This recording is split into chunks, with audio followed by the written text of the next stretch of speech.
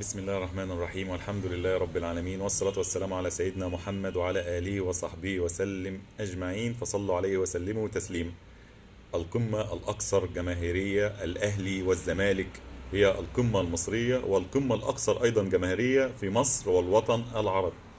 قمة السوبر المصري بعد فوز الأهلي في مباراة مثيرة على فريق سيراميكا كليوباترا بنتيجة 2-1، وأيضا فوز نادي الزمالك على فريق بيراميدز بنتيجة 5-4 في ركلات الترجيح. ويكون طرفي النهائي الأهلي والزمالك في المباراة الأكثر جماهيرية في الوطن العربي. فمن يحسم السوبر المصري لصالحه؟ لو هنتكلم كده في النهائي سريعا، فكفة الفريقين بالنسبة لي شايفها 50-50. يعني الزمالك 50، الأهلي أيضا 50. قمة ما تقدرش تحدد مين الأقرب ليها حتى لو الفريقين مش في أحسن حالاتهم حاليا.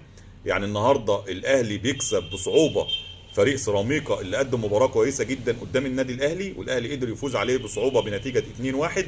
أيضا فريق بيراميدز اللي بقت خلاص سيناريو متكرر، الأهلي الزمالك وبيراميدز وركلات الترجيح، وسوبر محمد عواد ينقذ الزمالك في ركلات الترجيح ويصعد بهم للمباراة النهائية. فهل يكملها ويفوز بالبطولة، أم محمد الشناوي يكون له الكلمة العليا ويفوز أيضا له ولفريقه بالبطولة؟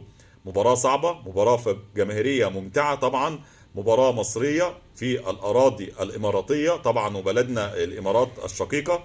فمباراة تكون مثيرة وممتعة. نتمنى طبعا المباراة إن شاء الله تخرج في إطار الروح الرياضية بين الفريقين سواء في الملعب أو الجماهير في المدرجات. فكل التوفيق إن شاء الله للأهلي وللزمالك، ومستني تعليقاتكم من الأقرب للفوز بالسوبر المصري. وشكرا لكم، والسلام عليكم ورحمة الله وبركاته.